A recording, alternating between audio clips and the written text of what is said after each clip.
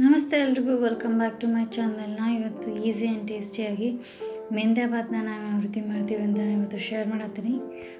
ಎಂಡ್ವರೆಗೂ ಈ ವಿಡಿಯೋನ ನೋಡಿರಿ. ಇಷ್ಟ ಆಯಿತು ಅಂದರೆ ಪ್ಲೀಸ್ ಒಂದು ಲೈಕ್ ಮಾಡಿರಿ, ನನ್ನ ಚಾನಲನ್ನು ಸಬ್ಸ್ಕ್ರೈಬ್ ಮಾಡ್ಕೊರಿ. ಮೊದಲಿಗೆ ಒಂದು ಕಟ್ಟಷ್ಟು ಮೆಂತ್ಯ ಸೊಪ್ಪನ್ನ ಈ ರೀತಿ ಬಿಡಿಸಿ ತೊಳೆದು ಇಟ್ಕೋಬೇಕು. ಇವಾಗ ಇದನ್ನು ಮೆಂತ್ಯ ಸೊಪ್ಪನ್ನ ಸಣ್ಣದಾಗಿ ಕಟ್ ಮಾಡಿ ತೊಗೋಬೇಕು. ಮೆಂತ್ಯ ಸೊಪ್ಪನ್ನ ನಿಮ್ಮ ಟೇಸ್ಟ್ಗೆ ತಕ್ಕಂತೆ ನೀವು ಅಡ್ಜಸ್ಟ್ ಮಾಡ್ಕೋಬೋದು. ಕೆಲವೊಬ್ಬರಿಗೆ ಜಾಸ್ತಿ ಮೆಂತ್ಯ ಸೊಪ್ಪು ಇಷ್ಟ ಆಗ್ತೈತಿ, ಕೆಲವೊಬ್ಬರಿಗೆ ಕಡಿಮೆ ಮೆಂತ್ಯ ಸೊಪ್ಪು ಇಷ್ಟ ಆಗ್ತೈತಿ. ಸೊ ಇದಕ್ಕೆ ನಾವು ಮೆಂತ್ಯ ಪಲಾವ್ ಮಾಡೋದ್ರಿಂದ ನಾವು ಮೆಂತ್ಯ ಸೊಪ್ಪನ್ನ ಸ್ವಲ್ಪ ಜಾಸ್ತಿ ಹಾಕೋದ್ರಿಂದ ಟೇಸ್ಟ್ ಕೂಡ ಅಷ್ಟು ಚೆನ್ನಾಗಿರ್ತೈತಿ. ನಿಮ್ಗೆ ಎಷ್ಟು ಬೇಕೋ ಅಷ್ಟು ಸೊಪ್ಪನ್ನ ನೀವು ಹಾಕೋಬೋದು. ಇದೇ ರೀತಿ ಮೆಂತ್ಯ ಸೊಪ್ಪನ್ನ ಈ ರೀತಿ ನೀಟಾಗಿ ಸಣ್ಣದಾಗಿ ಕಟ್ ಮಾಡಿ ತೊಗೋಬೇಕು. ಮೆಂತ್ಯ ಪಲಾವ್ಗೆ ಜಾಸ್ತಿಯಾಗಿ ಮೆಂತ್ಯ ಸೊಪ್ಪನ್ನ ಹಾಕಿ ಮಾಡೋದ್ರಿಂದ ಅಷ್ಟು ಟೇಸ್ಟಿಯಾಗಿಯೇ ಇರ್ತೈತಿ. ಇವಾಗ ಒಂದು ಮಿಕ್ಸಿ ಜಾರ್ಗೆ ಒಂದು ಹಿಡಿಯಷ್ಟು ಕೊತ್ತಂಬರಿ, ಸ್ವಲ್ಪ ಒಂದು ಹಿಡಿಯಷ್ಟು ನಾವು ಇದಕ್ಕೆ ಪುದೀನಾನ ಹಾಕೋಬೇಕು. ಆಮೇಲೆ ಒಂದು 2 ಹಸಿಮೆಣಸಿನ್ಕಾಯಿ, 2ರಿಂದ 3 ನಿಮ್ಗೆ ಖಾರಕ್ಕೆ ತಕ್ಕಂತೆ ಹಸಿಮೆಣಸಿನ್ಕಾಯಿನ ಹಾಕೋಬೇಕು.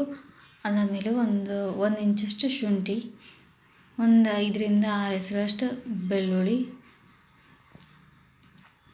ಅದಾದಮೇಲೆ ಒಂದು ಅರ್ಧದಷ್ಟು ಈರುಳ್ಳಿ, ಒಂದು ಸಣ್ಣ ಟೊಮ್ಯಾಟೊ, ಆಮೇಲೆ ಒಂದು 2 ಸ್ಪೂನಷ್ಟು ಇದಕ್ಕೆ ತುರಿದಿಟ್ಕೊಂಡಿರುವಂಥ ಕೊಬ್ಬರಿನ ಹಾಕಿ ಇದಕ್ಕೆ ಒಂದು ಸ್ವಲ್ಪ ಕೋಲ್ಡ್ ನೀರನ್ನ ಹಾಕಿ ಇದನ್ನು ಸ್ಮೂತಾಗಿ ಪೇಸ್ಟ್ನ ಮಾಡ್ಕೋಬೇಕು.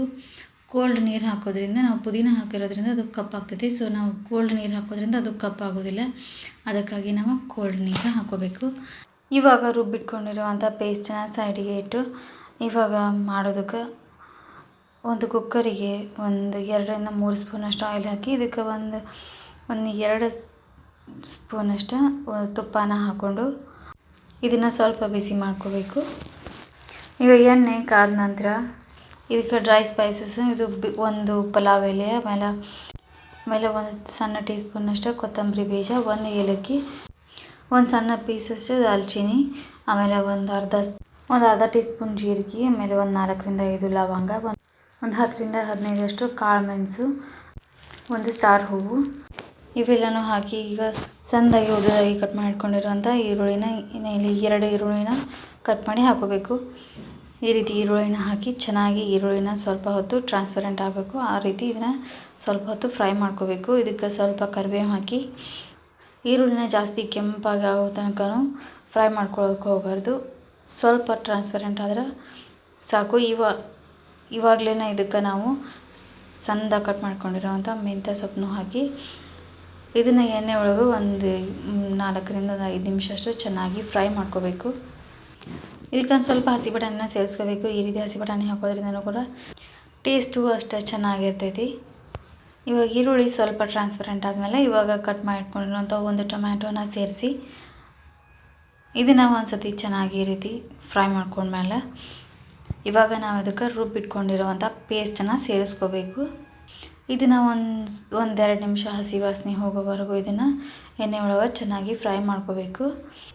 ಇವಾಗ ಇದಕ್ಕೆ ಒಂದು ಅರ್ಧ ಟೀ ಸ್ಪೂನಷ್ಟು ಗರಂ ಮಸಾಲ, ಆಮೇಲೆ 1 ಟೀ ಸ್ಪೂನಷ್ಟು ಕೆಂಪು ಖಾರ, ಆಮೇಲೆ ರುಚಿಗೆ ಎಷ್ಟು ಬೇಕೋ ಅಷ್ಟು ಉಪ್ಪನ್ನ ಹಾಕೋಬೇಕು. ಇಲ್ಲಿ ಕೆಂಪು ಖಾರ ನಿಮ್ಮ ಟೇಸ್ಟ್ಗೆ ತಕ್ಕಂತೆ ಬಳಸ್ಕೋಬೇಕು.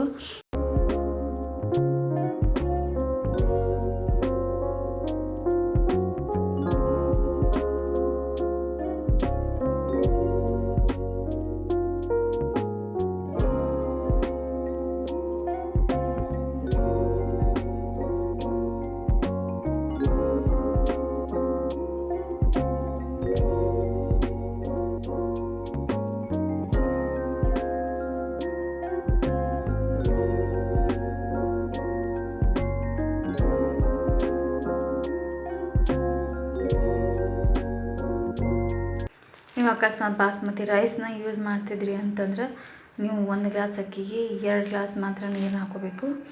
ನಾವು ನಾರ್ಮಲಾಗಿ ಬಳಸುವಂಥ ಜೀರಾ ರೈಸನ್ನು ನಾಯಿಲೆ ರೈಸ್ಗೆ ಬಳಸ್ಕೊಂಡಿರೋದು.